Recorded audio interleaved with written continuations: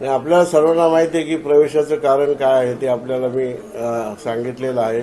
आदरणीय शिंदेसाहेब त्यांच्या मुलाखतीत त्यांनी सांगितलेलं आहे. आमचे जे इतर जे खासदार आहेत त्या सर्वांनी देखील सांगितलेलं आहे की ज्याच्या त्याच्या मतदारसंघामध्ये, माझ्या मतदारसंघामध्ये मला भविष्यामध्ये विकासाची कामं करण्यासाठी, विकासाचे नवीन प्रोजेक्ट आणण्यासाठी निश्चितपणानं सत्तेबरोबर जाणं, शिंदेसाहेब जाणं हे क्रम प्राप्त होतं. आणि म्हणून आम्ही त्यांच्याबरोबर गेलेलो आहे. आणि त्यांनी जे आम्हाला आश्वासित केलेलं आहे येताना आणि आता आमचा प्रवेश झाल्यानंतरही त्याप्रमाणे आमची कामाला सुरुवात झालेली आहे, असे तुम्हाला सांगायला आनंद वाटेल. आपल्याला काल जे आहे ते मान्यता मिळाली विलिनीकरणाला 6 खासदारांचा जो गट आहे. विलिनीकरणाची मान्यता ही कायदेशीर प्रमाणे आमची प्रक्रिया कायदेशीर होती.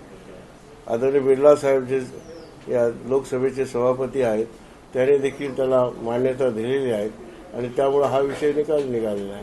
ठाकरे गटाकडून अपात्र ठरवण्यात येण्याचा दावा करण्यात आलेला होता, मागणी करण्यात आली. त्याबाबत मी काय सांगणार, त्यांनी काय म्हणजे प्रस्ताव दिलेत किंवा काय त्यांनी कायदेशीर कारवाईची प्रक्रिया याची काही मला माहिती नाही. सर, आता 6 खासदारांना अधिकृतपणे विलिनीकरणाला परवानगी मिळाली आहे आणि त्यामुळे आता एकनाथ शिंदे साहेबांचा जी संख्याबळ आहे ते देखील वाढणार आहे, वाढलेलीच आहे. तर कसा आत्मविश्वास वाटतो आता? निश्चितपणानं याची दखल केंद्र सरकारही घेईल, त्याचप्रमाणे केंद्र सरकारमधील मंत्री पण घेतील. आणि जेव्हा आम्ही या सरकारमध्ये सामील झालेलोच आहोत त्यामुळे निश्चितपणे आमच्या सर्व विषयांची देखील दखल केंद्र सरकार घेईल. विरोधकांकडून याच्यावर आरोप केला जातोय की एकतर्फी निर्णय दिला. एकतर्फी वगैरे निर्णयाचा हा इथे काही विषयच येत नाही.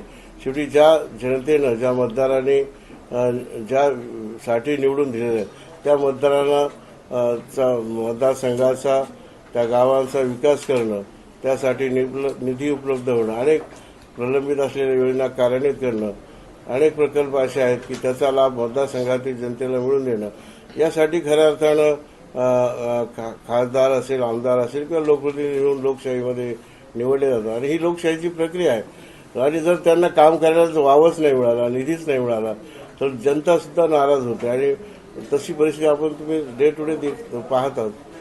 आणि ह्यामुळं सर्वांनी विचार केला आहे, म्हणजे त्यामध्ये मी एकट्यानेच केला असं नाही, हा सर्वांचा एक विचार आहे. सर, उद्यापासून अधिवेशन सुरू होत आहे. काय आपल्या मतदारसंघातील समस्या मांडणार आहात? अनेक विधेयक देखील पास होणार आहेत.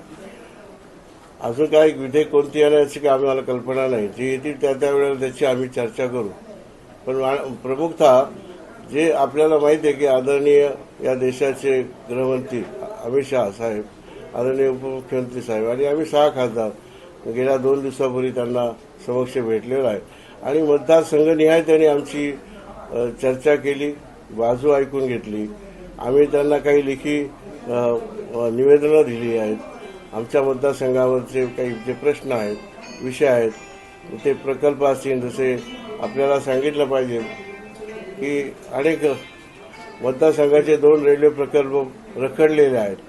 एक पहिला प्रकल्प म्हणजे नाशिक ते पुणे, जो त्या माझ्या पहिल्या कालखंडामध्ये तो मंजूर केला होता 9 ते 14 मध्ये, आणि नंतरच्या काळात त्याला आता डायव्हर्शन देण्याचं ते चालू आहे. त्यामुळं माझा मतदारसंघ अकोला, संगमनेर असेल किंवा पुढे पुण्याचा जो मतदार जुन्नर वगैरे तो पट्टा असेल, हा सर्व मतदारसंघाची जनता नाराज आहे. त्यांचं म्हणणं आहे हा प्रकल्प आमच्या विकासाच्या दृष्टीनं फार महत्वाचा आहे आणि ते रास्त स्वरूपात आहे. इथे जिथे मोठा महामार्ग होतो, रस्ता होतो, रेल्वे होती, त्या भागाचा आपोआप विकास घडतो आणि विकासाची आलेली संधी डावलली जाते, ही जी भावना आहे ही दूर करण्याचा मोठा प्रयत्न आहे. मला दुसरा विषय असा आहे की ब्रिटिश काळामध्ये 1922 साली बेलापूर ते परळी हा लोहमार्ग मंजूर झालेला आहे. तो देखील जमीन ॲक्वायर झालेली आहे.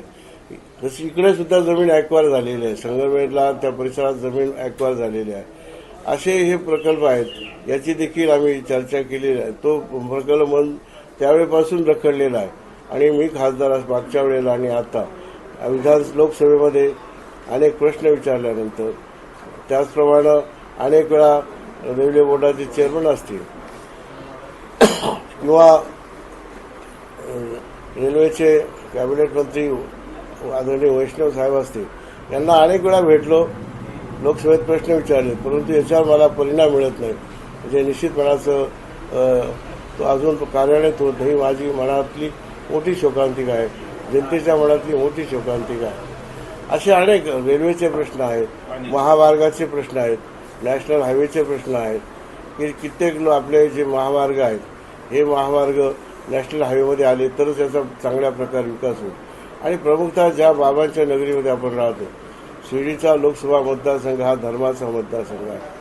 अकोले तालुक्यामध्ये, संगमेर तालुक्यामध्ये आणि इतर सर्व तालुक्यामध्ये अत्यंत अशी पर्यटन आणि तीर्थक्षेत्र आहेत. याचं एक सर्किट खऱ्या अर्थानं निर्माण करण्याचं महामार्गाच्या माध्यमातून शिर्डीला येणारा सर्व माणूस पर्यटनाच्या निमित्ताने जाणं, रामाचा वनवास देखील दंडकारण्याचा भाग असेल, अगस्त्य ऋषी अकोल्याचा भाग असेल की ज्या ठिकाणी रावणाचा वध करण्यासाठी रामाला रस्ता दाखवण्याचं आणि तो बाण देण्याचं काम अगस्त्य ऋषी, अशा अनेक ज्ञात अज्ञात घटना आहेत ज्या आपल्याला माहीत आहे.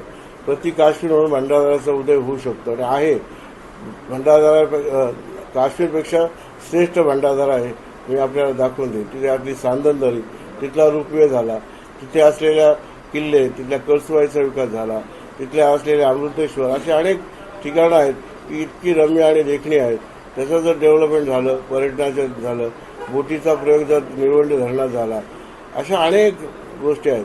तर आपल्याला सांगू इच्छितो, आपला हा मतदारसंघ पर्यटन आणि तीर्थक्षेत्राच्या माध्यमातून, कारण नद्यांचा उगम प्रवरा नदीचा उगम असेल, त्याचप्रमाणे मुळा नदीचा उगम असेल, हा सर्व या मतदारसंघात आहे. आणि जवळच गोदावरीचा उगम, ही धरणं, ही नद्या यांचं संवर्धन केलं, हा भाग सुजलाम सुफलाम व्हायला या मार्गातून निश्चितपणे चांगली मदत होईल. आणि हा माझा मानस आहे, तो व्हावा अशी विनंती. तसे माझे प्रयत्न मी आता सुरू केलेले होते, प्रतिसाद कमी होता, पण आता निश्चितपणे सत्तेत असल्यामुळे मार्ग लावला. साहेब, 2 देवस्थान आहेत नगर मनमाड हायवे